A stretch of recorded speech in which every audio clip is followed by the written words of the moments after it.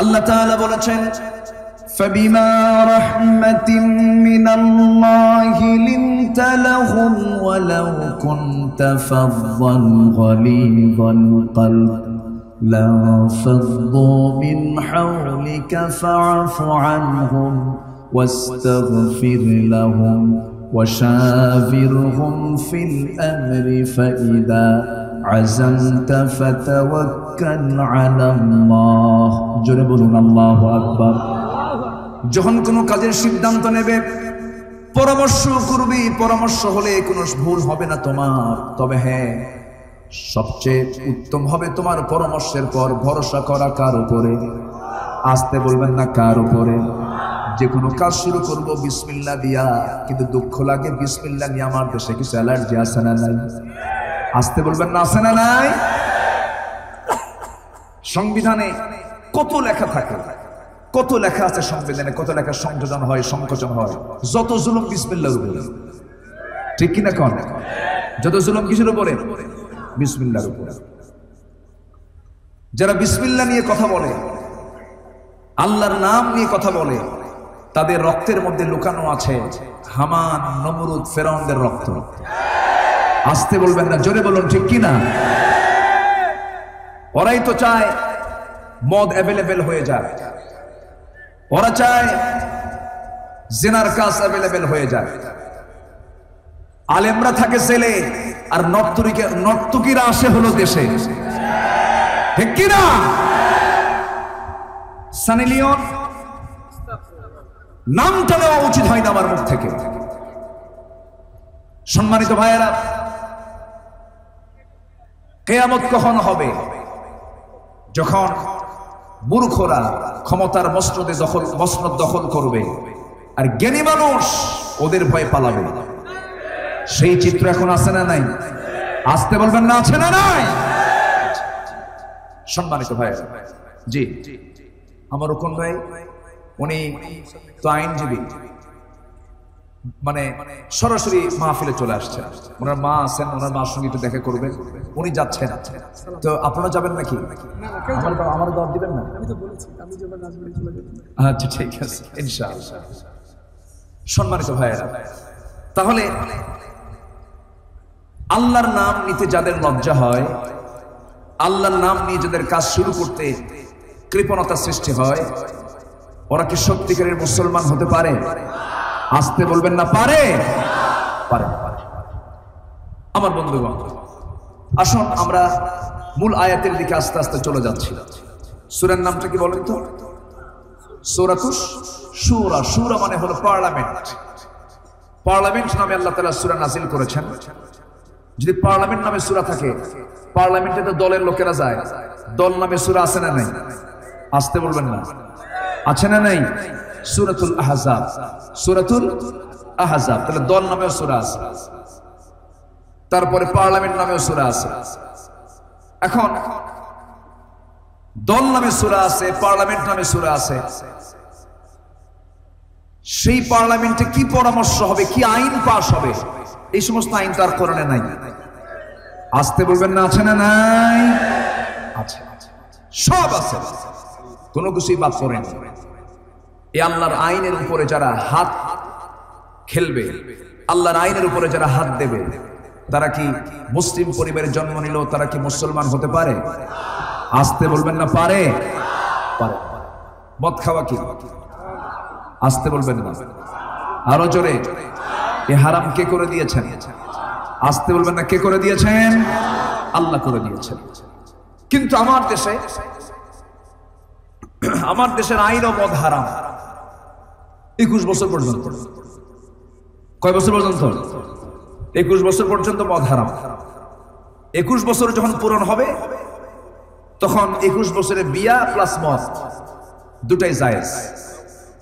বিশেষ দ্রষ্টব্য, শুক্রবারে মদের দোকান বন্ধ থাকিবে। আমার কথা কি বুঝতেছেন ভাই? তাহলে আল্লাহ দিয়েছেন আইন, এর উপরে মাতব্বর করতেছে কারা? কারা? মানুষ। মানুষ, হ্যাঁ, সরেও লাগাতে হবে তো। মানুষ নাকি? যেরকম মানুষ এই কাজটা করতে পারে না, ইমানদার এই কাজটা করতে পারে না। যে আল্লাহ তাআলা নিখুঁত আকাশ বানিয়েছেন, যে আল্লাহ নিখুঁত জমিন বানিয়েছেন, যে আল্লাহ সুন্দর সূর্য দিয়েছেন, যে আল্লাহ রাতের আলো বিকিরণকারী চাঁদ দিয়েছেন, যে আল্লাহ তাআলা আমাকে আপনাকে মাথা থেকে পা পর্যন্ত নিখুঁত করে বানিয়েছেন, আল্লাহর সৃষ্টির কোথাও ভুল নাই। যে আল্লাহ তাআলা আমাকে সুন্দর করে বানিয়ে দুনিয়াতে পাঠালেন, লক্ষ্য কিন্তু একটাই, কারো গোলামি করা যাবে না, গোলামি করতে হবে কার? আসতে বলবেন না কার? আল্লাহর গোলামি করে যেতে হবে, এটা হচ্ছে আমার আপনার ডিউটি। এই দুনিয়াতে আমি আসলাম কেন? এই দুনিয়া থেকে আবার বিদায় হতে হবে আমাকে, আবার যাব কোথায়? এই সমস্ত বিষয় নিয়ে যারা চিন্তা করবে তারাই তো চিন্তাশীল, এই সমস্ত বিষয়গুলি যাদের ফিকির আছে তারাই তো ইমানদার। আল্লাহ তাআলা বান্দাকে সুন্দর করে বলছেন, বান্দা তুই আমাকে চেনার জন্য চেষ্টা কর, তুই নিজেকে চেনার জন্য চেষ্টা কর। তুই ছিলি কোথায়, আছিস কোথায়, যাবি কোথায়, তোর গন্তব্য কোথায়? এক কথায় আমরা দুনিয়াতে এসেছি, আল্লাহ তাআলা নির্দিষ্ট একটা লক্ষ্যে পাঠিয়েছেন। সেই লক্ষ্য অন্য কিছু নয়। সবার আগে আমরা সন্তুষ্ট করব কাকে? আসতে বলবেন না কাকে? এই দেহের মধ্যে সবচাইতে মূল্যবান জিনিস হলো প্রাণ। মূল্যবান জিনিসটা কি? প্রাণ। প্রাণটা কার হাতে? আসতে বলবেন না কার হাতে? সবচেয়ে মূল্যবান জিনিসটা যার হাতে আছে তাকেই তো আমাদের সবার আগে সন্তুষ্ট করতে হবে। এটা তো আমার আপনার ডিউটি। আমার ভাইয়েরা, আল্লাহ তাআলা সুন্দর করে বান্দাকে ডাক দিয়ে বলছেন, শোনো বান্দা, এই দুনিয়াতে তোমাকে আমি আমার গোলামির জন্য পাঠিয়েছি, অন্য কারো গোলামি করা যাবে না। সাফ সাফ কথা। আমার নবীর কাছে প্রস্তাব এসেছিল, বলেছিল আবু জেহেলরা, উতবা, শাইবারা সব মিলে এসে বলছিল, মুহাম্মদ শোনো, তোমার ধর্ম 6 মাস থাকুক, আমার ধর্ম 6 মাস থাকুক, তোমারটাও থাকুক, আমার রবকে তুমি বৈধতা দিয়ে দাও, তোমার আল্লাহকে আমরা বৈধতা দিয়ে দেব। দেখছেন প্রস্তাবের সাইজ? দেখছেন? এই জাতীয় প্রস্তাব যখন দিয়ে ফেললো, আমার রাসূল বললেন, ও মক্কার নেতা আবু জেহেল, আপনি আমাকে যে প্রস্তাব দিয়েছেন, এই প্রস্তাবের বিরুদ্ধে আল্লাহ তাআলা একটা সূরা কোরআন নাযিল করেছেন। কি সূরা? আমাকে শোনাও। আবুল হাকাম ছিল তার নাম। আবু জেহেল কিন্তু অত্যন্ত সাহিত্যিক ছিল, অনেক বড় ধরনের সাহিত্য তার জানা ছিল, প্রচুর জ্ঞান, সে প্রচুর সে জ্ঞান রাখতো। যখন বলল, মুহাম্মদ কোন আয়াত নাযিল হয়েছে বলো, আমার নবীজি স্পষ্ট করে জানিয়ে দিলেন, যারা পারেন ঠোঁট মিলিয়ে বলুন, কুল ইয়া আইয়ুহাল কাফিরুনা লা আ'বুদু মা তা'বুদুন ওয়ালা আনতুম আবিদুনা মা আ'বুদু ওয়ালা আনা আবিদুম মা আবাদতুম ওয়ালা আনতুম আবিদুনা মা আ'বুদু লাকুম দীনুকুম ওয়ালিয়া দীন। জোরে বলুন আল্লাহু আকবার। আমার রাসূল বললেন, ও কাফেরের দলের লোকেরা, তোমরা যার ইবাদত করো আমরা তার ইবাদত করি না, আমরা যার ইবাদত করি তোমরা তার ইবাদত করো না। অতএব তোমার দিন তোমার কাছে, আমার দিন আমার কাছে। সম্পূর্ণ ক্লিয়ার হয়ে গেল। কিন্তু আমাদের দেশে এমন স্লোগান বহু আছে, ধর্ম যার যার, উৎসব সবার। হ্যাঁ হ্যাঁ, এরকম কথা প্রচলন আছে না নাই? এই জাতীয় কথা কি ইমানদারের কথা হতে পারে? ইমানদার এই জাতীয় কথা বলতে পারে না। ধর্মের স্বাধীনতা ইসলামের সবচাইতে বেশি দিয়েছে। হিন্দু তার ধর্ম পালন করবে, ইহুদি তার ধর্ম পালন করবে, খ্রিস্টান তার ধর্ম পালন করবে। লা ইকরাহা ফিদ্দিন, দিনের ব্যাপারে কোনো জবরদস্তি নাই। সবচাইতে বেশি নিরাপত্তা পাবে সব ধর্মের মানুষ ইসলামী রাষ্ট্রে, ঠিক কিনা? সবাই নিরাপত্তা পেয়ে যাবে। কিন্তু এর মানেই না তোমার ধর্মের বৈধতা আমি দিয়ে দেব, আমার ধর্মের বৈধতা তুমি দিয়ে দেবে। কারণ এটা করলে পরে তার ঈমান থাকবে না। কারণ পৃথিবীতে ধর্ম একটাই বৈধ, সেটার নাম হচ্ছে ইসলাম। সেটার নাম কি? আরো জোরে বলেন, সেটার নাম কি? ইসলাম।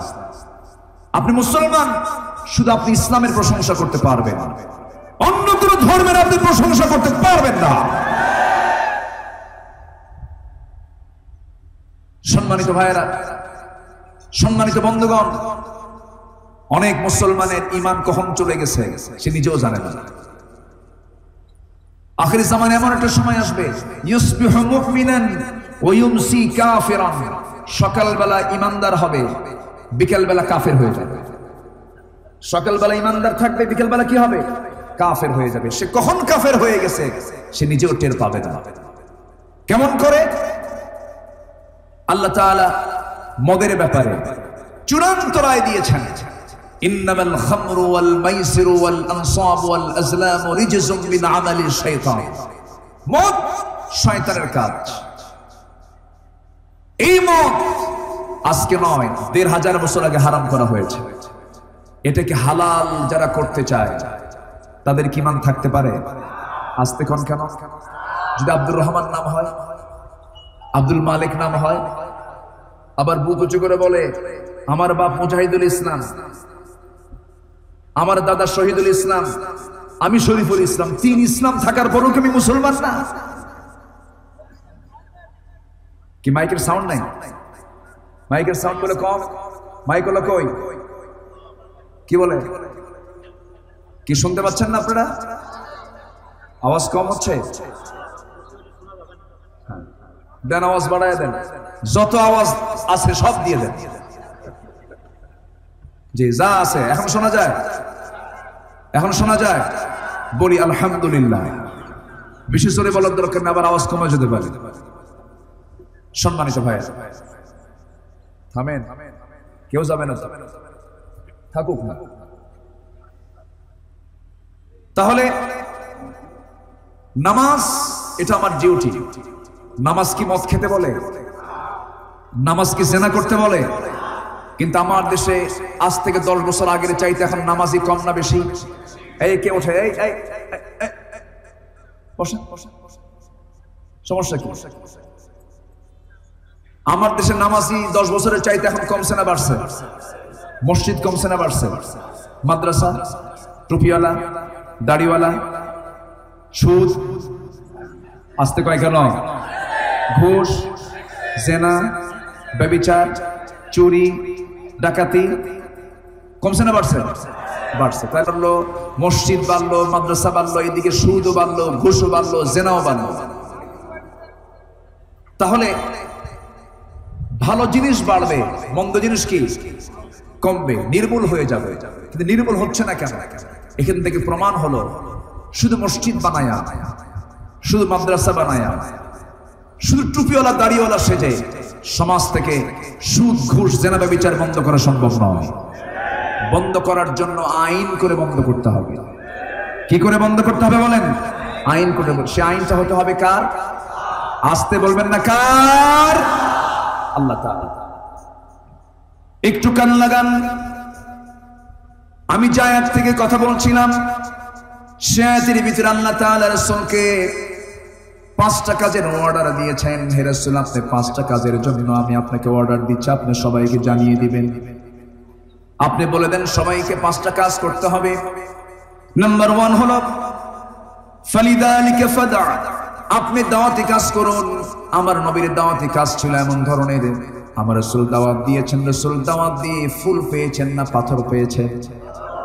ফুল পেয়েছেন না পাথর পেয়েছেন?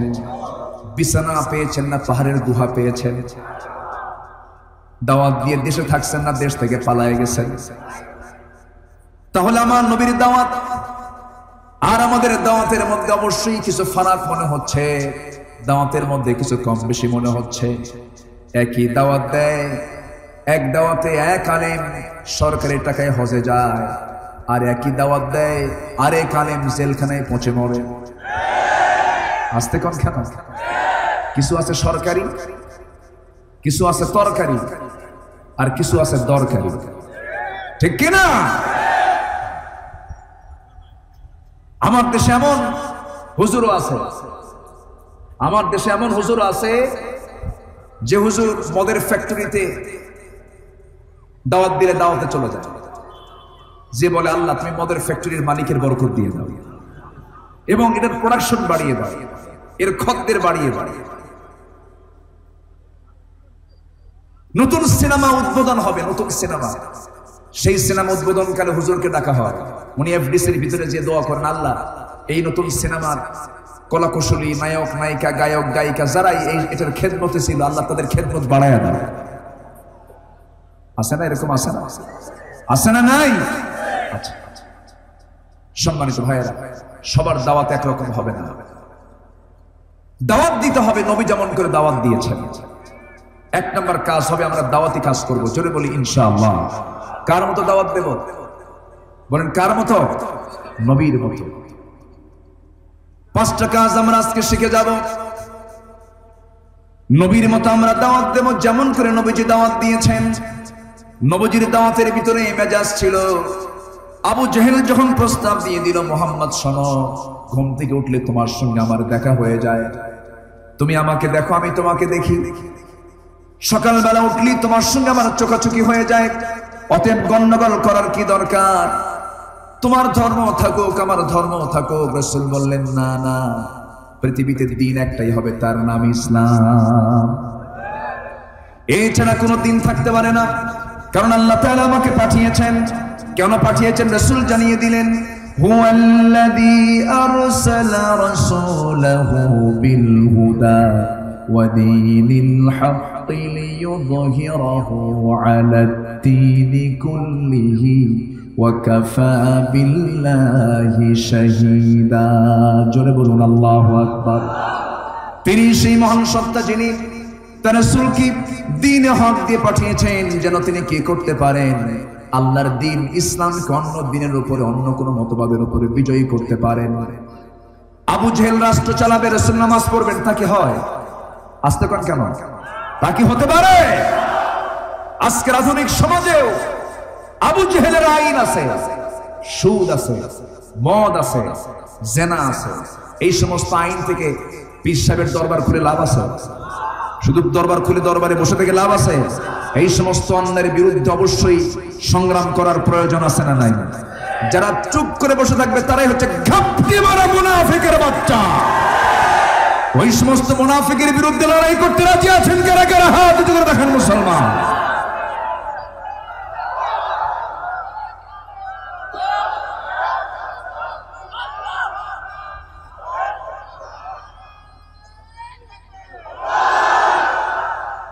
হাত নামাত। কষ্ট পাচ্ছেন নাকি? ফ্যানটা বন্ধ করে দেন, ফ্যানটা আওয়াজ হচ্ছে, ফ্যানটা বন্ধ করে দেন। সম্মানিত ভাইয়েরা, একটু আমার দিকে তাকান। জান্নাত কি মুনাফিকের জন্য? জান্নাত কি মুশরিকের জন্য? জান্নাত কি জালেমের জন্য? জান্নাত কি কাফেরের জন্য? জান্নাত হলো ইমানদারের জন্য। জান্নাত কার জন্য বলেন? ইমানদারের জন্য। তাহলে মুনাফিকের কোন সিম্পটম আমাদের মধ্যে নিয়ে আসা যাবে? নিয়ে আসা যাবে? যাবে। আমার নবীর মতো দাওয়াত দিতে হবে। নবীজি যেমন করে দাওয়াত দিয়েছেন, আমার নবীজি দাওয়াত দিতে গেলেন, দাওয়াতের কাজ বন্ধ করে দিল আবু জেহেল। প্রকাশ্যে দাওয়াতের কাজ বন্ধ হয়ে গেল। নবীজির জেলখানা জুটল। দুনিয়ার জেলখানা তো সেখানে বিড়িও পাওয়া যায়, সেখানে পানও পাওয়া যায়, 3 বেলা ভাতও পাওয়া যায়। কিন্তু আমার নবীজির জেলখানা হলো এমন কঠিন জেলখানা, যে জেলখানার মধ্যে সমস্ত খাবার নাই। যেই জেলখানার ভিতরে এমন কঠিন একটা সিচুয়েশন, সমস্ত কুরাইশরা সাহাবায়ে কেরামকে বয়কট করে ফেলেছে। পাহাড়ের পাদদেশে তাদেরকে আটকে রেখেছে। লেনদেন, কথাবার্তা, আচার আচরণ সমস্ত কিছু বন্ধ করে দেওয়া হয়েছে। খাবার দাবার নাই তাদের কাছে 3.5 বছর। কত বছর? 3.5 বছর। আমার নবীজি এই 3.5 বছর কোনো খাবার পেলেন না। সাহাবায়ে কেরাম, মাঝে মাঝে বৃষ্টি হয়, সেই বৃষ্টির পানিতে পাথরের পাহাড়ে কিছু ঘাস জন্মায়। সেই ঘাসগুলো আস্তে করে টেনে তুলে ঘাসের রসগুলো চেপে চেপে তাদের ক্ষুধা নিবারণ করতেন। বাবলা গাছের ছালগুলো টান দিয়ে, ছালগুলো টেনে নিয়ে চাবায়া চাবায়া মুখে নিতে নিয়ে কাঁটাগুলো তাদের জিহ্বার মধ্যে ঢুকে গেছে, ঠোঁটের মধ্যে ঢুকে গেছে। রসগুলো খাবেন কখন? রক্ত দিয়ে মুখটা পড়ে গেছে। পায়খানাগুলো ছাগলের পায়খানার মতো কটকটা হয়ে গেছে। তবুও তারা এক চুল পরিমাণ বাতিলের সঙ্গে আপোষ করেন না। 3টা বছর চলে গেল, 3.5 বছর চলে গেল। নবীজি সেই বয়কট সময় পার হয়ে গেল। এরপরে আবু জেহেল আরো চরম ভাবে হার্ড লাইনে চলে গেল। সাহাবায়ে কেরামকে যেখানে পায় সেখানে দুনিয়া থেকে তাদেরকে মেরে ফেলার পরিকল্পনা করা হয়। খাব্বাবকে মেরে মেরে পিঠের চামড়া তুলে দেওয়া হলো। পিঠের উপরে জ্বলন্ত অঙ্গার চাপায় দিয়া পিঠটা গর্ত গর্ত ধবল কোষ্ঠের মতো করে দেওয়া হলো। সুমাইয়া পরিবারকে শহীদ করে দেওয়া হলো। বেলালকে মারতে মারতে রক্তাক্ত করে ফেলে দেওয়া হলো। সম্পদগুলো সিজ করে নেওয়া হলো, বাড়িগুলো দখল করে নেওয়া হলো। এমন করে করে চতুর্দিকে সন্ত্রাসী কায়দা বুঝেল, চতুর্দিকে যখন এমন সিচুয়েশন করে ফেললো, নবীজির দাওয়াতি কাজ বন্ধ হয়ে গেল। অথচ আল্লাহ তাআলা নবীকে এক নম্বর অর্ডার দিয়েছেন, আয়াতে আপনি দাওয়াত দেন। রাসূল কি চুপ থাকবেন না দাওয়াত দিবেন? কি চুপ থাকবেন না দাওয়াত দিবেন? কাফেররা যদি, জালেমরা যদি আমাদের হাত কেটে দেয়, পা দিয়ে কালিমার দাওয়াত দিব, পা দিয়ে হেঁটে হেঁটে যাব, পাও যদি কেটে ফেলে দেয় হামাগুড়ি দিয়ে যাব, জীবনের শেষ রক্তবিন্দু থাকা পর্যন্ত আল্লাহর পথ থেকে মানুষকে অন্য পথে দাওয়াত দিতে পারবো না। ঠিক কি না? সবাই রাজি আছেন তো? তাহলে দাওয়াতি কাজ কি শুধু হুজুরদের কাজ না সবার কাজ? শুধু হুজুরদের কাজ না সবার কাজ? সবাই আমরা দাওয়াতি কাজ করব, জোরে বলি ইনশাআল্লাহ। আমার নবীজি রাসূল মক্কায় দাওয়াত দিতে পারলেন না, সব বন্ধ করে দিয়েছে। এত কঠিন সিচুয়েশন তৈরি করেছে আবু জেহেল, দাওয়াত দেওয়ার কোনো পরিবেশই নাই। গেফার গোত্র থেকে এক যুবক রাসূলকে খুঁজে বের করার জন্য চেষ্টা চালাচ্ছে, মক্কার চতুর্পাশে ঘোরাঘুরি করে, রাসূলকে খুঁজে পায় না। এক পর্যায়ে সাইয়েদনা আলী রাদিয়াল্লাহু তাআলা আনহু তাকে দেখে ফেললেন, মাইন্ড করলেন যে এই লোকটা কাকে যেন খোঁজে। চট করে তার হাত ধরে বললেন, এই যুবক, তুমি তাকে কাকে খুঁজতেছো? তুমি কাকে যেন খুঁজে বেড়াচ্ছ? তোমাকে নতুন মনে হচ্ছে। বলতেছে, আমি গেফার গোত্র থেকে এসেছি। কার তালাশে বের হয়েছ? আচ্ছা, মুহাম্মদ বিন আব্দুল্লাহ থাকে কোথায়? আমি তাকে একটু দেখতে চাই। সে নাকি আল্লাহর নবী। সঙ্গে সঙ্গে আলী বললেন, ও যুবক, যা বলেছ একবার বলেছ, আর মুখ দিয়ে উচ্চারণ করো না। মক্কার মাটি দারুণ প্রতিকূল। আবু জেহেল চতুর্দিকে তার বাহিনী ছড়িয়ে রেখেছে। যদি তার সঙ্গে দেখা করতেই চাও, আমাকে ফলো করো। আমি সামনে সামনে যাব, তুমি আমার পিছে পিছে আসবে। আমি যদি সামনে কোনো শত্রু লক্ষ্য করি, আমি জুতা ঠিক করার ভান করে বসে যাব, তুমি হাঁটতেই থাকবা। খবরদার তুমি যেন ওই সমস্ত আবু জেহেলদের চোখের সামনে না পড়ো, তোমাকে মেরে ফেলবে তারা। এত কঠিন একটা সিচুয়েশন আবু জেহেল সৃষ্টি করেছিল সেই সময়। আমার নবীজি পাহাড়ি গুহার মধ্যে আশ্রয় নিয়েছেন। হযরত আলী রাদিয়াল্লাহু তাআলা আনহু তাকে নবীর সামনে গিয়ে হাজির করালেন। আবু জার গফারি রাসূলকে দেখেই বললেন, এত সুন্দর চেহারার মানুষ আল্লাহর নবী ছাড়া কেউ হবে না। আপনি আমাকে আর দেরি করাবেন না, আপনি আমাকে পড়ায় দেন, আশহাদু আল্লা ইলাহা ইল্লাল্লাহু ওয়াহদাহু লা শারীকা লাহু ওয়া আশহাদু আন্না মুহাম্মাদান আবদুহু ওয়া রাসূলুহু। হিদায়াতের মালিক কে? আসতে বলবেন না কে? আবু জেহেলের বাড়ি আমার নবীর বাড়ি থেকে দূরে না কাছে? বলেন দূরে না কাছে? এত কাছের মানুষ হেদায়েত পায় না। গেফার গোত্র থেকে রাসূলকে দেখেই সে কালিমা পড়ে মুসলমান হয়ে গেল। সালমান আল ফারসি, ইরানের মানুষ, নবীকে খুঁজে খুঁজে বের করে কালিমা পড়ে মুসলমান হয়ে গেল। এখান থেকে প্রমাণ হয়ে যায় হেদায়েত কারো পক্ষ থেকে আসে না, হেদায়েত চাইতে হবে কার কাছে? আসতে বলবেন না কার কাছে? আল্লাহর কাছে চাইতে হবে। আমার নবীজি দাওয়াতি কাজ কখনো একটা সেকেন্ডের জন্য বন্ধ রাখেন নাই। এই আবু জেহেল রাসূলকে এত কষ্ট দেওয়ার পরেও রাসূল তাকে 1000 বার দাওয়াত দিয়েছেন। আল্লাহু আকবার বলেন। কালিমার আহ্বান করেছেন। নিজের আপন চাচা আবু তালিবকে রাসূল দাওয়াত দিয়েছেন, চাচা আপনি কালেমা পড়ুন। আবু তালেব শুধু হাসি দিয়ে উড়ায় দিয়েছে। মুমূর্ষ অবস্থা, যখন মারা যাবে রাসূল তাকে ডাক দিয়ে বললেন, চাচা আপনার তো অবস্থা খুবই খারাপ, একটা বারের জন্য আপনি যদি কালিমার ঘোষণা দিতেন আমি দারুণ খুশি হয়ে যেতাম। আবু তালেব বলছে, মুহাম্মদ শোনো, তুমি জানলার নবী, কোনো সন্দেহ নাই। আমার কলিজার টুকরা আলীকে এবং জাফর, দুইটা সন্তানকে তোমার হাতে তুলে দিয়েছি। আমি তোমার পক্ষেরই মানুষ, কিন্তু আমাকে কালিমার কথা বলো না, আমি ইসলাম কবুল করতে পারবো না। কেন? আমার বাপ দাদার ধর্ম আমি ছাড়তে পারবো না। এরকম লোক এখনো আছে না নাই? আমার বাপ দাদা চোর, আমিও চোর, আছে না? এরকম লোক এখন আছে না নাই? আমার বাবার দলকে আর ছাড়া যায়? আমার বাবার দলকে আর বাদ দেওয়া যায়? আমার ভাইয়েরা,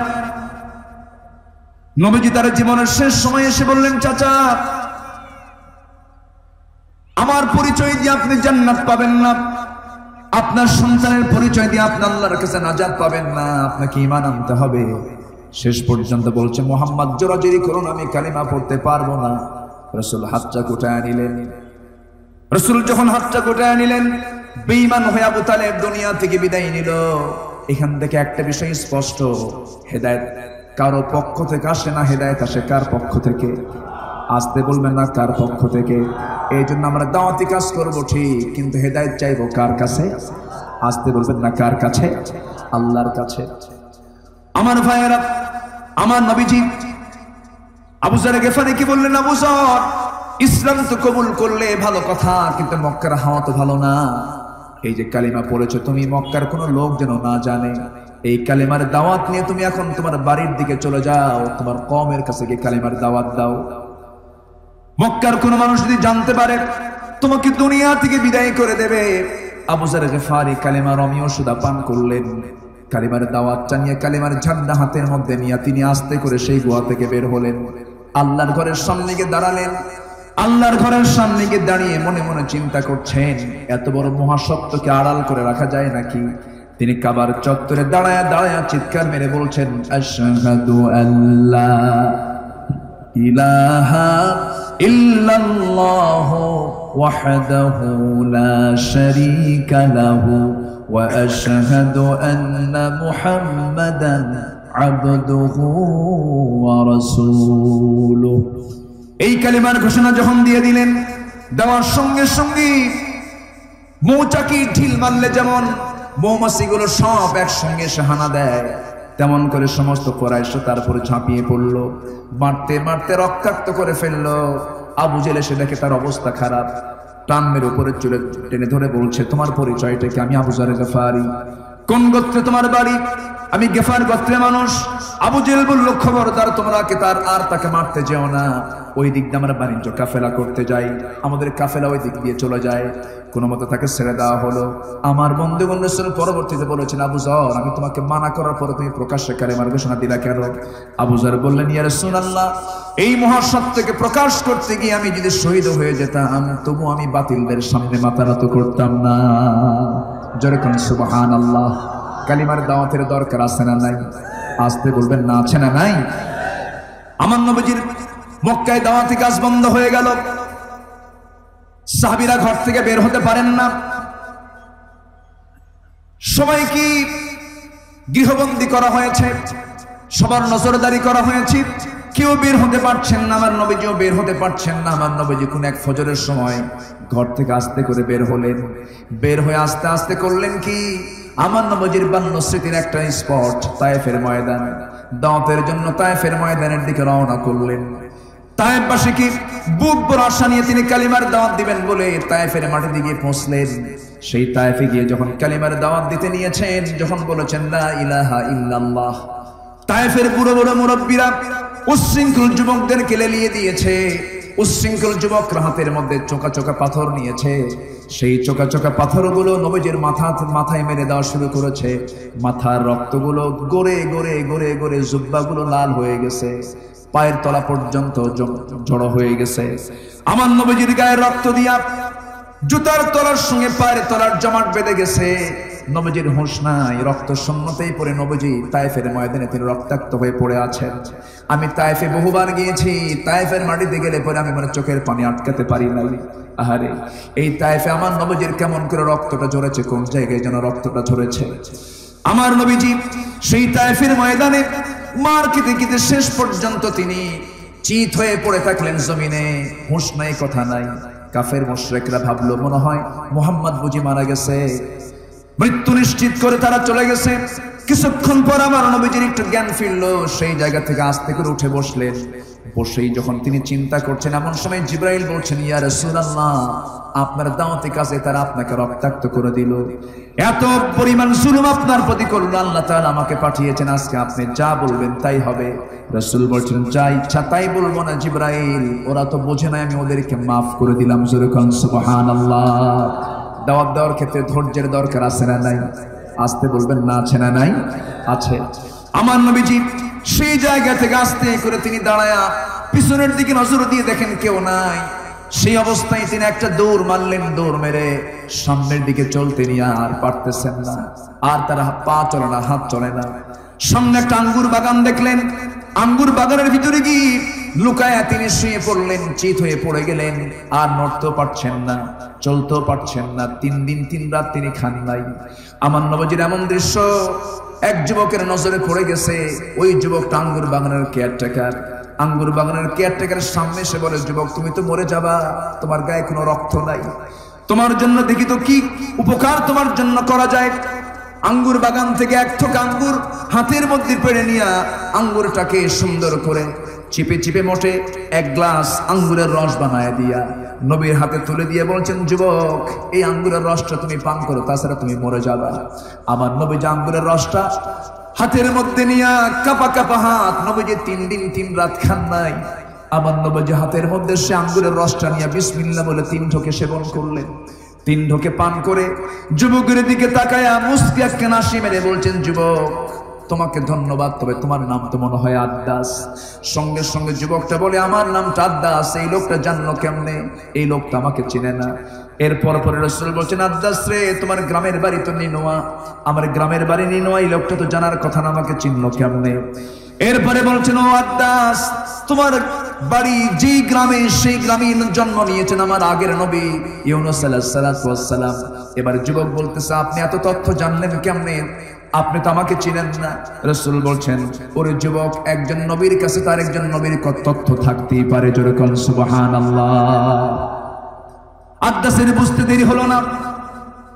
নবীজি ব্যর্থ হয়ে আসেন নাই, তায়েফে মার খেয়েছেন, মক্কায় মার খেয়েছেন, কিন্তু ওই আদ্দাসের সামনে গিয়ে যখন সুন্দর করে কালিমার দাওয়াতটা দিলেন, আদ্দাস দারুণ খুশি হয়ে খ্রিস্টানি কায়দায় 2টা হাত আমার নবীজির পায়ের দিকে নিয়ে সেজদা দিয়ে তাকে ধন্য করবে, এই চিন্তা তার মাথায় আসলো। 2টা হাত তার পায়ের দিকে নিয়ে যাচ্ছে।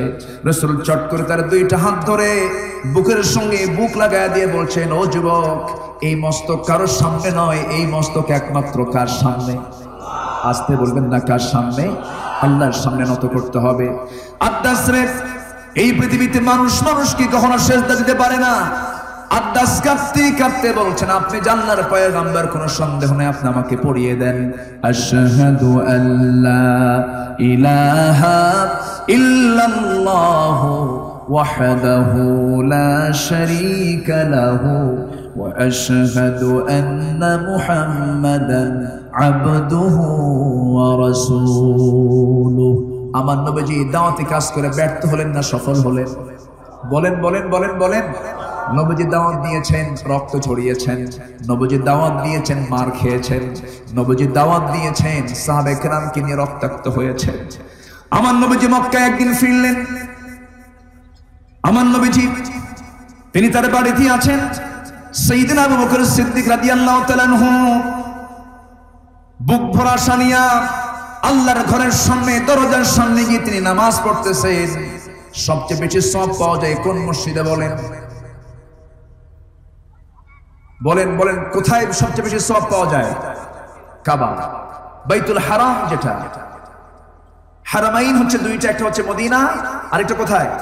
মক্কা। মক্কার যে কাবা, সেই জায়গায় 1 ওয়াক্ত নামাজ পড়লে, 1 রাকাত নামাজ পড়লে 1 লক্ষ রাকাতের সমান সওয়াব। বাইতুল মুকাদ্দাসে জামাতে নামাজ পড়লে পরে আমার আপনার মসজিদের চাইতে 50,000 গুণ সওয়াব বেশি। বাইতুল মুকাদ্দাস কোথায়? বলেন। বাইতুল মুকাদ্দাস হচ্ছে ফিলিস্তিনে। কোথায় বলেন তো? ফিলিস্তিনে। ফিলিস্তিনের মুসলমানরা আজকে 74 বছর ধরে জুলুমের শিকার হচ্ছে। কত বছর? 74 বছর। 74 বছর ধরে ইহুদির বাচ্চারা মুসলমানের জীবন নিচ্ছে। পশ্চিমা মিডিয়ার, ইউরোপ আমেরিকার কোনো এখানে হেডেক নাই। অথচ মাত্র রাশিয়া ইউক্রেনকে হামলা করেছে, 5 দিন যায় নাই। কয়দিন? 5 দিন যায় নাই। 5 দিনের মাথায় ইউরোপ আমেরিকার মাথা খারাপ হয়ে গেছে। বলতেছে রাশিয়া সন্ত্রাসী কায়দায় হামলা করছে। ইউক্রেনিয়ানরা রাশিয়ার ট্যাঙ্ক উড়াইয়া দিলে বলছে এরা জাতীয় বীর। আর মুসলমান ফিলিস্তিনিরা ইসরায়েলকে প্রতিহত করার জন্য একটা ইট মারলে পরে, ইট ছুড়ে মারলে হয়ে যায় জঙ্গি সন্ত্রাসী। এই হলো গোটা বিশ্বের রাজনীতি। মুসলমান বাইতুল মুকাদ্দাস আমাদের হাতে তুলে নিতে হবে। আসতে কোন কেন? যে জায়গায় নামাজ পড়লে কত হাজার গুণ সওয়াব, বরং কত হাজার গুণ সওয়াব, সেই ঘরকে নিয়ে যারা ষড়যন্ত্র করছে সেই ষড়যন্ত্র আমরা বুমেরাং করে দেব, ঠিক কিনা? এই জন্য মুসলমান হবে দুই না এক, মুসলমান হবে দুই না এক, এক প্ল্যাটফর্মে আসতে হবে। আমার নবীজির প্রিয় সাহাবী আবু বকর সিদ্দিক রাদিয়াল্লাহু তাআলা আনহু কাবা শরীফের চত্বরে দাঁড়ালেন, নামাজ পড়তেছেন। হঠাৎ করে জঙ্গি বাহিনী, এই দুষ্টগুলো উতবা সাইবা মুগীরা সব চলে আসছে। এসে আবু বকরকে একা পেয়ে সিজদায় যখন গেছেন, খড়ম জুতা দিয়া ঘাড়ে চেপে ধরেছে, নাকের উপরে খড়ম জুতা দিয়ে চালায় দিয়া নাক চারটা করে দিয়েছে। সাইয়েদনা আবু বকর ছিলেন মক্কার সবচেয়ে শ্রেষ্ঠ ধনীদের একজন।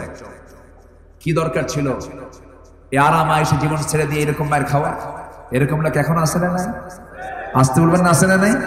হুজুর তুমি ওয়াজ করো, তুমি মরো, হুজুর তুমি নামাজ পড়ো, তুমি যা করো করো, আমি এগুলোর মধ্যে নাই। যত রক্ত লাগে, যত রক্ত লাগে দেব, প্রয়োজনে লোক পাঠাবো, আমি যাব না। এরকম মুনাফিক আছে না নাই? জান্নাত এত সস্তা না। আবু বকর সিদ্দিক রাদিয়াল্লাহু তাআলা আনহু নামাজ পড়া অবস্থায় তার নাকটা চ্যাপ্টা করে দিল, রক্তাক্ত করে এখান থেকে তারা তাকে আহত করে চলে গেল।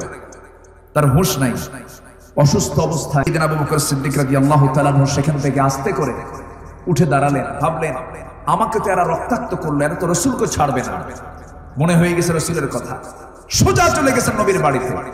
দরজায় সকালবেলা ডাকতেছেন, হুজুর দরজা খোলেন।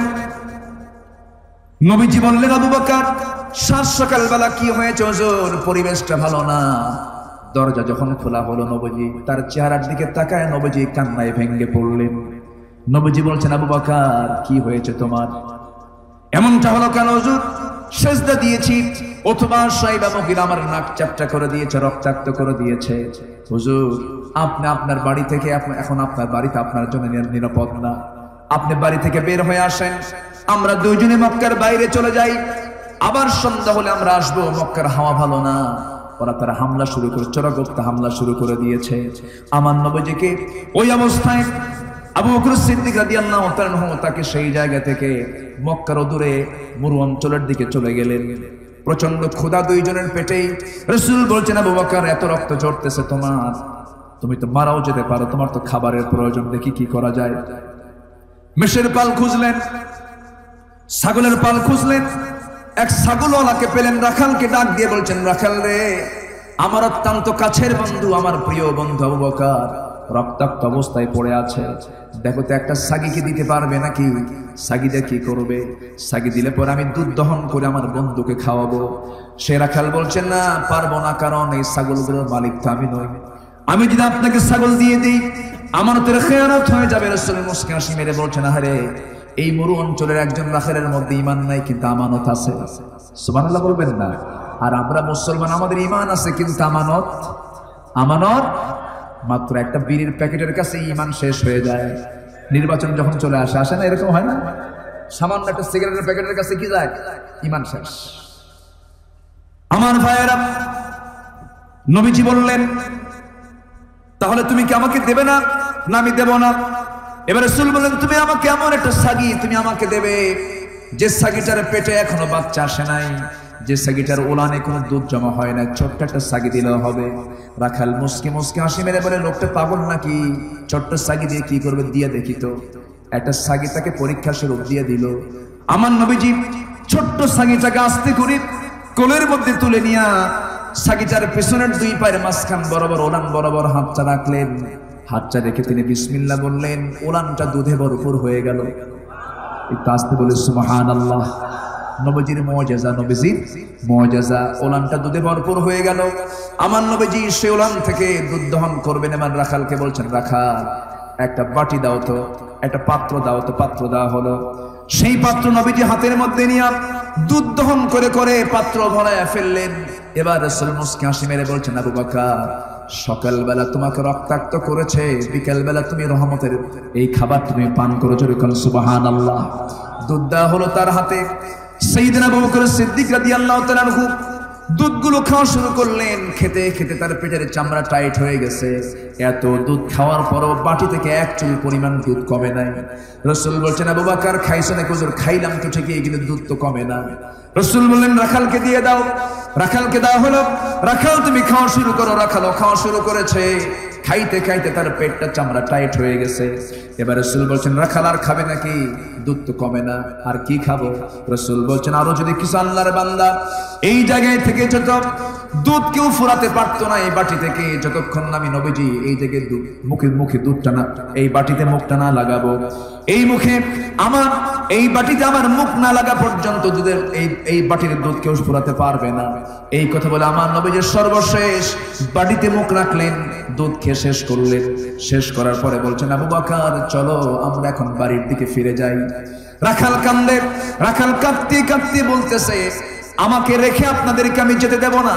কেন কেন যেতে দিবে না? কি হয়েছে? আপনাকে আমার দারুণ পছন্দ হয়েছে। রাসূল বলেন, তুমি যদি আমার সঙ্গে যেতে চাও তাহলে তোমার আমানতের তো খেয়ানত হয়ে যাবে।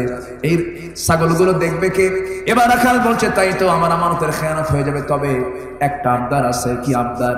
ও যুবক, আপনার কাছে আবদার হলো ছোট্ট ছাগি আপনাকে দিলাম, ছাগিটার ওড়নে হাত দিয়ে আপনি কি কি যেন বললেন, এই দোয়াগুলো আপনি আমারে শিখিয়ে দিয়ে যাবেন। রাসূল মুস্কি হাসি মেরে বললেন, এই দোয়া শিখায় নিয়ে তুমি কি করবা? ওই দোয়াগুলো মাঝে মাঝে আমিও পড়বো, ফু দিয়া দুধটা খাবো। সুবহানাল্লাহ বলবেন না? জোরে বলে সুবহানাল্লাহ। রাসূল বললেন, রাখাল তোমার মুখে এই দোয়া পড়লে তো কাম হবে না। কেন? তোমার ভিতরে শিরকিয়াতের গন্ধ আছে। কিসের গন্ধ আছে? শিরকিয়াতের গন্ধ আছে। তুমি শিরকিয়াতের গন্ধ না ছাড়া পর্যন্ত তোমার এই মুখে কালেমার, এই মুখে বিসমিল্লাহর কোনো বরকত হবে না। এবার সেই যুবকটা নবীর চেহারার দিকে তাকায় বলেন, আমি মরু অঞ্চলের রাখাল, কিন্তু আমার কানে আল্লাহর পয়গম্বর মুহাম্মদের একটা নাম আমার কানে এসেছে। আপনি কি সে আল্লাহর নবী নাকি? রাসূল মুস্কি হাসি মেরে বলছেন, হ্যাঁ রাখাল, আমি আল্লাহর পয়গম্বর সেই মুহাম্মদ সাল্লাল্লাহু আলাইহি ওয়াসাল্লাম। হাত চাগায় দিয়ে রাখাল বলে, আমি তো আপনাকে দেখতে চাই, চিনতে চাই, আর চিনতে বাকি নাই, আমাকে পড়িয়ে দেন লা ইলাহা ইল্লাল্লাহু মুহাম্মাদুর রাসূলুল্লাহ সাল্লাল্লাহু আলাইহি ওয়াসাল্লাম। নবীজি মক্কার মাটিতে থেকে দাওয়াতি কাজ বন্ধ রেখেছেন না চালু রেখেছেন? বন্ধ রেখেছেন না চালু রেখেছেন?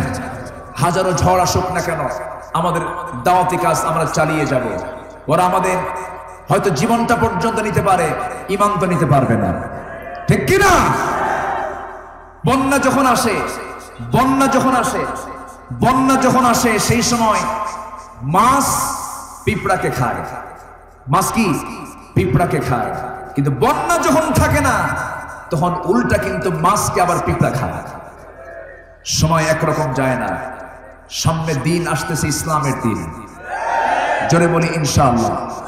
সামনের দিন হলো কোরআনের দিন, সামনের দিন হলো আলে ওলামার দিন, সামনের দিন হলো ইসলামের বিজয়ের দিন। মুসলমান, সেই দিন আসতেছে, আমরা প্রস্তুতি নিয়ে নেব। জোরে বলি ইনশাআল্লাহ। মৌচাকে মধু থাকে, সেই মধু মানুষ মৌচাক থেকে চুরি করে নিয়ে আসে। মৌমাছি কিছু বলে না।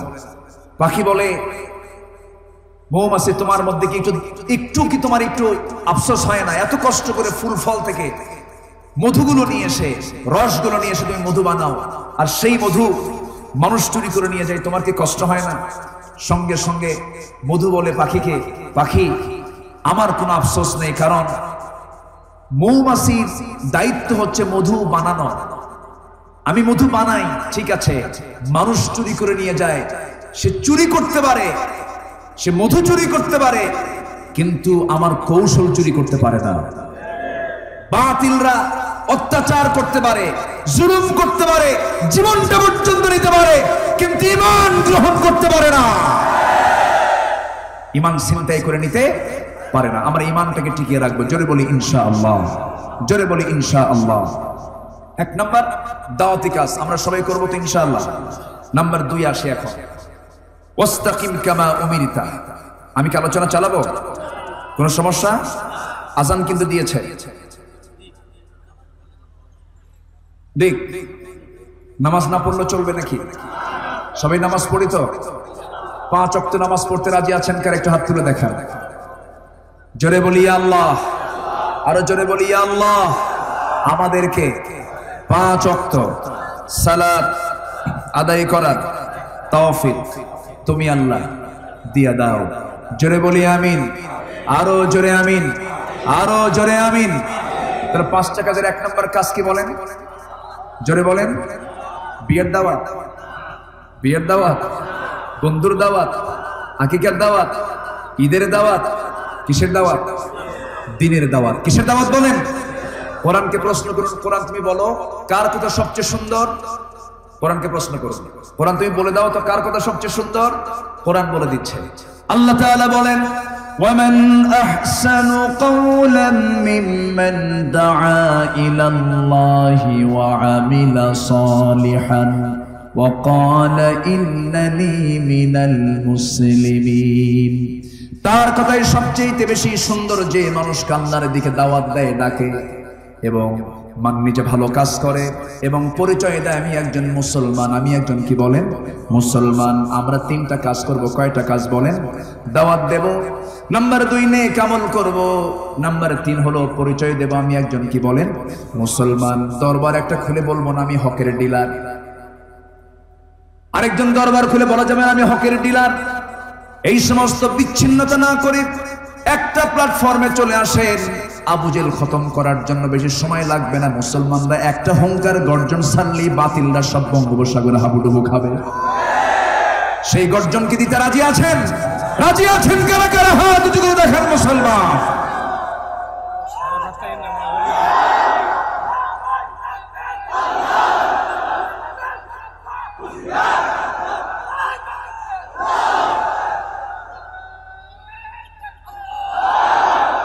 আল্লাহ তুমি সবার হাতকে কবুল করো। জোরে বলি আমিন, আরো জোরে আমিন। যে দাওয়াতে শুধু নামাজ আদায়ের জন্য হয় সে দাওয়াত আসল দাওয়াত নয়। দাওয়াতের মধ্যে থাকতে হবে ইকামতে দ্বীন, দিন কায়েমের সংগ্রামের দাওয়াত দিতে হবে। ঠিক কিনা বলেন? দিন কায়েমের সংগ্রামের দাওয়াত দিলে সেই সমাজে দিন কায়েম হয়ে গেলে পরে সেই সমাজে সুদ, জেনা, ব্যভিচার, মদ থাকবে। আসতে বলুন থাকবে। আমার দেশে নামাজ আছে না নাই? আসতে কোন নামাজ আছে না নাই? নামাজ কি কায়েম আছে? আসতে বলুন নামাজ কি কায়েম আছে? নামাজ কায়েম করার দায়িত্ব আমাকে দিয়েছেন কে? আসতে বলবেন না কে দিয়েছেন? শুধু নামাজ আদায় করেই যদি মনে করি যে নামাজ কায়েমের দরকার নাই, ওই লোকটার জন্য জান্নাত হারাম। ওই লোকটার জন্য জান্নাত কি? হারাম। নামাজ অনেকে আদায়ে বিশ্বাসী, কায়েমে বিশ্বাসী না। আমি এই কথাটা প্রায় বলি, নামাজ আদায়ে বিশ্বাসী কিন্তু কায়েমে বিশ্বাসী না। সেই লোকের ঈমান এখন আনা হয় নাই। ঠিক কিনা বলেন? সে লোকের ঈমান আনা এখনো হয় নাই।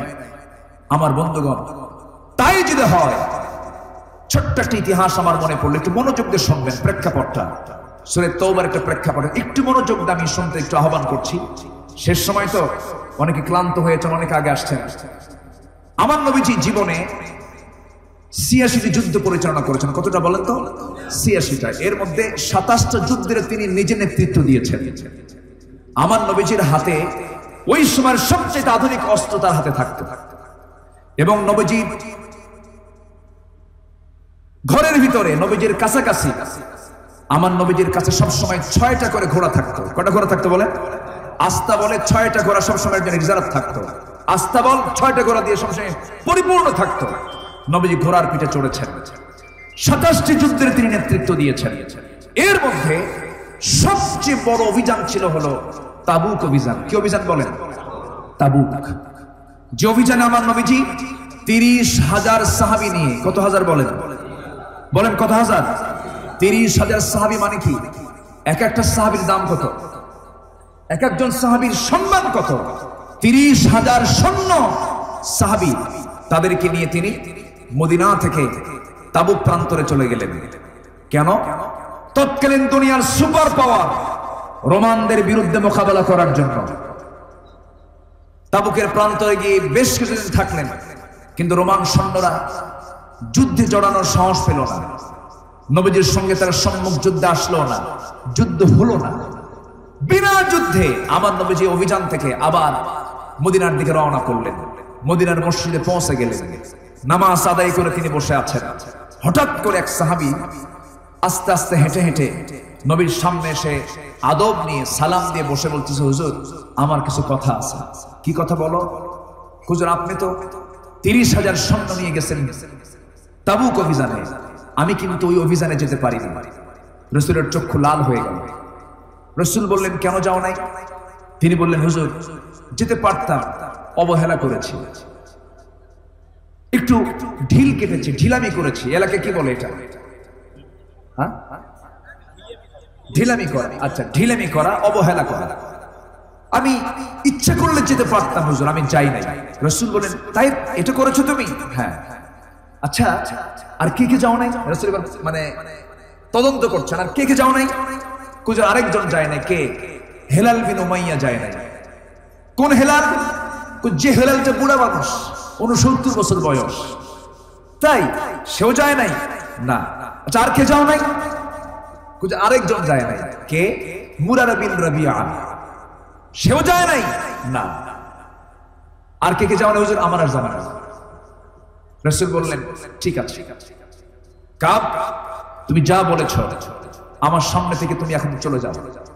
মসজিদ থেকে বের হওয়া মাত্রই নবীজি নোটিশ জারি করলেন যে, ও মদিনার সকল আমার সাহাবারা, সকল মুসলমানেরা, আমার ঘোষণা, এই মুহূর্তে এখন থেকে কাব বিন মালিক, হেলাল বিন উমাইয়া, মুরারা বিন রাবিয়া, যেই তিনজন তারা যুদ্ধে যায় নাই, ইকামতের দিনের কাজে অংশগ্রহণ করে নাই, আল্লাহর জমিনের দিন কায়েমের সংগ্রামে তারা শামিল হয় নাই, অবহেলা যারা করেছে, এই তিনজন ব্যক্তির সঙ্গে চলা ফেরা, ওঠা বসা, খাওয়া দাওয়া, লেনদেন, আচার আচরণ সব বন্ধ, বয়কট। আমার কথা কি বুঝে আসতেছে ভাই? মাহফিল আসছি তো একটা ধারণা নিয়ে যেতে হবে তো, তাই না? আচ্ছা, সব বন্ধ। আমার নবীজি এই ঘোষণা দিলে কি আর কোন সাহাবীর উপায় আছে? বলেন, কোন উপায় আছে? উপায়। সকল সাহাবীরা অ্যালার্ট হয়ে গেলেন। এই তিনজন সাহাবীর কানে কানে এই বয়কটের কথা যখন চলে গেছে, তিনজন সাহাবীর কাছে মনে হচ্ছিল যেন আকাশটা তাদের মাথার উপরে পড়ে গেছে। কাব বিন মালিক বাড়িতে যেতে যেতে এই সংবাদ যখন তার কানে চলে গেছে, সোজা চললেন নিজের বাড়িতে। নিজের বাড়িতে গিয়া দরজায় নক করলেন। দরজায় ডাকার সঙ্গে সঙ্গে ভিতর থেকে ইস্তেজবাব দিচ্ছে, স্বামী গো দরজা খুলতে পারি, শর্ত হলো দরজার সামনেরটা খুলে দেবো। আপনার বাড়ি, আমি তো মানা করতে পারবো না। আপনি আমার ঘরের মধ্যে ঢুকবেন, আপনার ঘরে আপনি ঢুকে পড়বেন, আমি পিছনের দরজাটা বের হয়ে যাব। কারণ যে রাসূল আপনাকে বয়কট করেছেন, আমিও আপনাকে বয়কট করে ফেললাম। কথা কি বোঝা যায়? কথা বোঝা যায়? তাবুক অভিযানে গেছে কত হাজার সাহাবী? বলেন কত হাজার? তিনজন না গেলে তো বিশাল কিছু নাকি? 30,000-এ তিনজন কিছু? বলেন 30,000-এ কি তিনজন কিছু? কিছু না কিছু। একটু ভাববেন আমার ভাইয়েরা,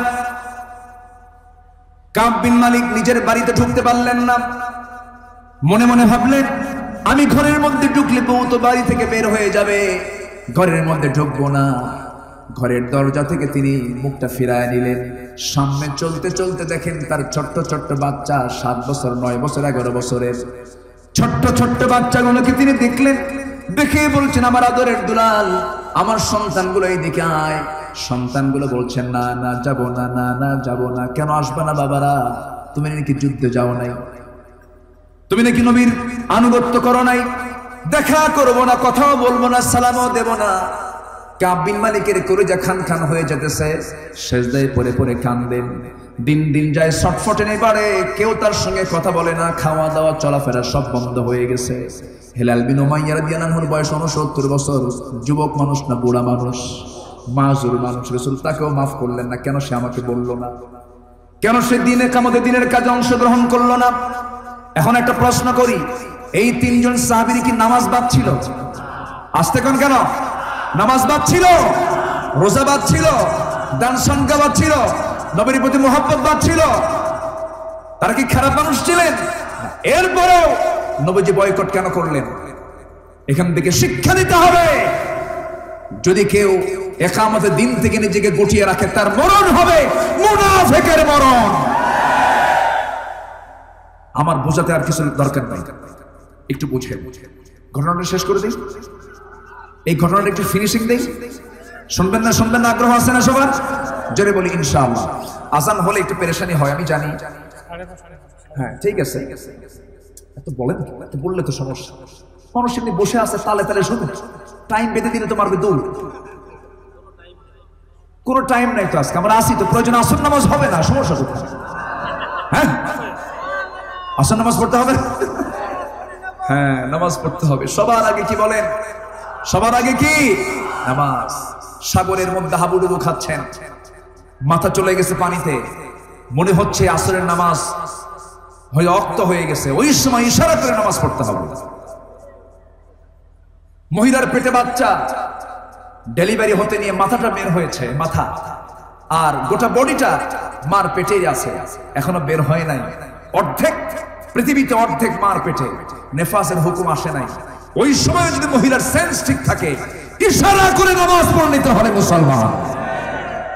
নামাজের গুরুত্ব এত, নামাজ কেউ ছেড়ে দেব না। জোরে বলি ইনশাআল্লাহ, আর জোরে বলি ইনশাআল্লাহ। আজকে সমাজে সবচাইতে বেশি নষ্ট করছে মানুষ কি বলেন? বলেন বলেন বলেন বলেন। নামাজ নষ্ট করছে, সেগুলোর কোনো খবর নাই, সেগুলোর কোনো খবর নাই। গভর্নমেন্টের এগুলো নজর দেওয়ার দরকার ছিল কিনা বলেন? আস্তে বলেন বলেন, দরকার ছিল কিনা বলেন? ছিল। নামাজকে পড়ে না, তার হিসাব আগে হওয়া দরকার। কিন্তু এই হিসাব কে নেবে? যে নিতে যাবে সে তো নিজেই নামাজ পড়ে না। এই হচ্ছে কথা। আমার নবীজি তিনজনের বিরুদ্ধে বয়কটের ডাক দিলেন। হেলাল বিন উমাইয়ার বয়স 69 বছর, বেচারা বুড়া মানুষ। কি মানুষ? বুড়া মানুষ। মুরব্বী আপনার বয়স কত? 65 বছর। 65-69 বছরে তার কোনো এনার্জি থাকে না। আমার নবীর চাইতে বয়স বড় 69 বছরের হেলাল বিন উমাইয়া রাদিয়াল্লাহু তাআলা, তিনি যখন শুনছেন যে রাসূল তার বিরুদ্ধে বয়কট দিয়েছেন, আমি যাবেন কোথায়? ওখানে বাড়ির মধ্যে দড়ি খুঁজতেছে। কি খুঁজতেছে? কি খুঁজতেছে? দড়ি। দড়ি হাতের মধ্যে নিয়েছে। দড়ি হাতের মধ্যে নিয়ে সোজা মদিনার মসজিদে চলে এসেছেন। মদিনার মসজিদে এসে একটা শক্ত খুঁটির ভিতরে সেই দড়িটা বাঁধলেন। দড়িটা বেঁধে দিয়া নিজের দুইটা হাত দড়ির সঙ্গে বেঁধে দিয়া শক্ত করে বেঁধে বলতেছেন, হেলাল রে, তোর মতো হতভাগা মানুষ এই দুনিয়া তার দ্বিতীয়টা নাই, তোর মতো পোড়া কপাল কেউ নাই। তোর বিরুদ্ধে রাসূল পর্যন্ত বয়কটের ডাক দিয়েছে। হেলালের খাওয়া দাওয়া বন্ধ হয়ে গেছে রাদিয়াল্লাহু তাআলা। হেলাল বিন উমাইয়ার খাওয়া দাওয়া বন্ধ হয়ে গেছে। তাফসীরে এসেছে সেই দড়িগুলো দিয়া শক্ত করে বেঁধে রেখেছিলেন, তার হাত পর্যন্ত ঘা হয়ে গিয়েছিল, তার হাত পর্যন্ত ফুসে ভরে গেছিল। 50টা দিন এইভাবে তিনি হাত বাঁধা অবস্থায় কাটায় দিলেন। সাহাবীরা হাসতে হাসতে মসজিদের দিকে ঢুকতে যায়, তাকে দেখলে সালামও দেয় না, হাসিও বন্ধ হয়ে যায়। হেলাল বিন উমাইয়ার বুকটা খান খান হয়ে যায়। নবীজি কারোর সঙ্গে কথা বলছেন না। 50টা দিন যখন পার হয়ে গেল, এই তিনজন সাহাবী কাঁদতে কাঁদতে অস্থির হয়ে গেলেন। তওবা করতে করতে আল্লাহর কাছে তারা দিওয়ানা হয়ে গেলেন। আল্লাহর এত মহব্বতের বান্দা হয়ে গেলেন যে শেষ পর্যন্ত নবীর কাছে জিবরাইল এসে বলছেন, ইয়া রাসূলুল্লাহ, আপনি তিনজনকে মাফ করেন নাই, কিন্তু আল্লাহ তাদেরকে মাফ করে দিয়েছেন। একটু আস্তে বলে সুবহানাল্লাহ, আরো জোরে বলে সুবহানাল্লাহ। এই প্রেক্ষাপট থেকে একটা সিদ্ধান্ত আমরা নিয়ে নেব আজকে। আমার বন্ধুগণ, নামাজ পড়ো আল্লাহর হুকুম, নামাজ কায়েম করাও কার হুকুম? আস্তে বলবেন না, কার হুকুম? যাকাত আদায় করা কার হুকুম? যাকাত রাষ্ট্রীয়ভাবে প্রতিষ্ঠা করাও কার হুকুম? আস্তে বলবেন না, কার হুকুম? যাকাত যদি আজকে রাষ্ট্রীয়ভাবে কায়েম থাকতো, সমাজে কি সুদ থাকতো নাকি? সুদ থাকতো? নামাজ যদি আজকে রাষ্ট্রীয়ভাবে কায়েম থাকতো, সমাজে কি কোনো জেনা ব্যভিচার থাকতো? থাকতো? থাকতো না। সম্মানিত ভাইয়েরা, এজন্য আমাদের ফার্স্ট কাজ হবে, আমরা দাওয়াতি কাজ করব কার পথে? নাম্বার 2 হলো ওয়াস্তাকিম কামা উমিরতা। তুমি যে ইসলাম এনেছো, ইসলাম কবুল করেছো, এর উপরে তুমি টিকে থাকো। স্বাধীনতা অর্জন করা সহজ, কিন্তু টিকে রাখা কঠিন। একটু কষ্ট হচ্ছে নামাজের সময়, তো অনেকে চিন্তা করতেছেন যে নামাজটা পড়া দরকার। একটু বসুন না ভাই, আমরা তো সবাই নামাজ পড়ব, কি করবো বলেন? আচ্ছা একটু বসেন না দেখি। এই যে আমার দিকে তাকান তো, মুরব্বি বসেন, 5টা মিনিট বসেন, বসেন 5টা মিনিট একটু বসেন। বসেন বাবাজি, বসেন, একটু মেহরবানি করে বসেন।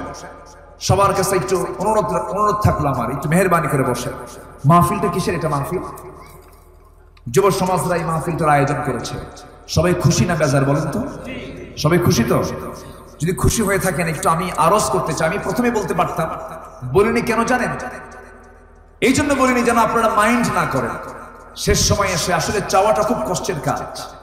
তা আপনাদের কাছে যদি আমি একটু আরজ করি, মাহফিল কমিটির পক্ষ থেকে এতগুলো মানুষ এসেছি, সবাই যদি একটু হাতের ছোঁয়া যদি একটু লাগাই, মাহফিল কমিটিটা উপকৃত হবে না? কোরআনকে মহব্বত করেন, ইসলামকে মহব্বত করেন কারা কারা? একটু হাত তুলে দেখেন তো দেখি।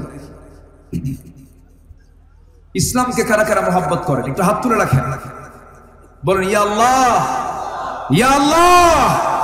তোমার ইসলামকে আমরা জীবনতে ভালোবাসি, জীবনতে ভালোবাসি। হে আল্লাহ, তোমার ইসলামের জন্য খরচ করা তৌফিক তুমি আল্লাহ দিয়া দাও। জোরে বলি আমিন, আরো জোরে আমিন। একটু হাত নামান। এমন লোকও আমার দেশে বসবাস করে যারা সিগারেট খেয়ে 500 টাকা দিন খরচ করে, আছে না? আচ্ছা, আমি চাচ্ছি একটু সবার কাছে আরজ করব, যুব সমাজের পক্ষ থেকে যুব সমাজের একটু আপনাদের কাছে নেমে যাবে, যে যা পারি 50, 100, 500, 1000, 2000, 10,000 যে যা পারি আমরা সবাই কম বেশি দেব। জিকির করি সুবহানাল্লাহ আলহামদুলিল্লাহ লা ইলাহা। আল্লাহর কাছে আমরা চাবো, সবাই বসুন, সবাই বসুন, মেহেরবানি করে বসে পড়ো।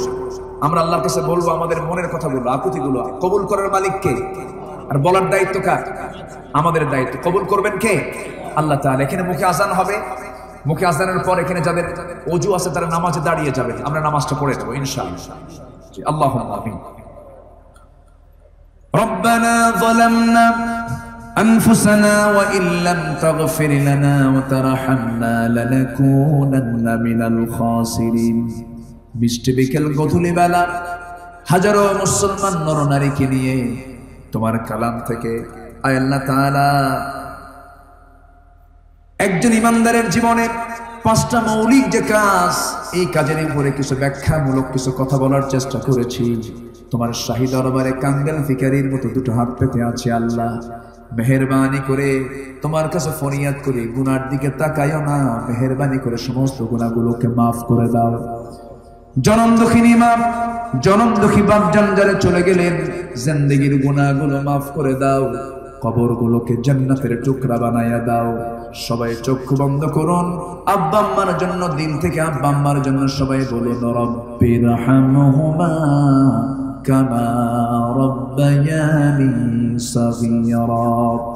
রব্বিরহামহুমা কামা রব্বায়ানি সাগীরা। আল্লাহ তাআলা বিশেষ করে এই মাহফিলের আয়োজন যারা করলেন, শোনার জন্য যারা আসলেন, বিনিময়ে কিয়ামতের কঠিন ময়দান, যেদিন কেউ কাউকে চিনবে না, এমনকি মা সন্তানকে পর্যন্ত স্বীকার করে বসবে, যেদিন মানুষ কাঁদতে কাঁদতে চোখের পানিগুলো ফুরে যাবে, চোখ থেকে রক্ত বের হওয়া শুরু হয়ে যাবে, সেই কঠিন মুসিবতের দিন এই মাহফিল সবার জন্য নাজাতের মাধ্যম বানায় দিও আল্লাহ।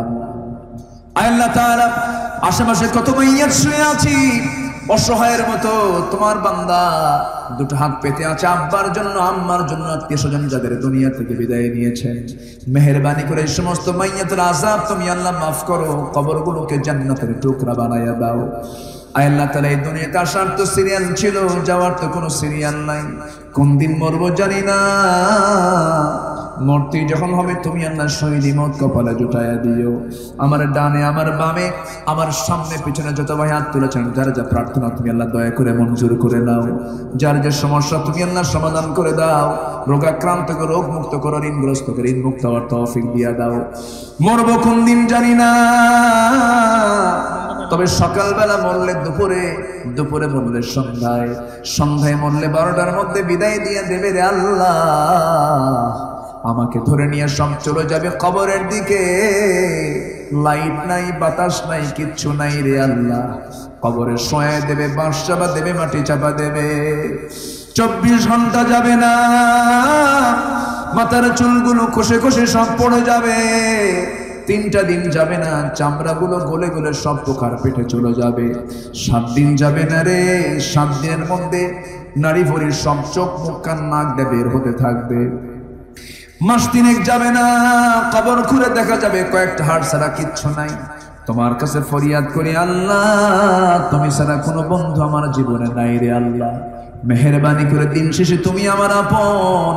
সে অন্তিম সময় যখন চলে আসবে জবানে জারি করে দিও লা ইলাহা ইল্লাল্লাহু মুহাম্মাদুর রাসূলুল্লাহ। আসসালামু আলাইকুম ওয়া রাহমাতুল্লাহি ওয়া বারাকাতুহু।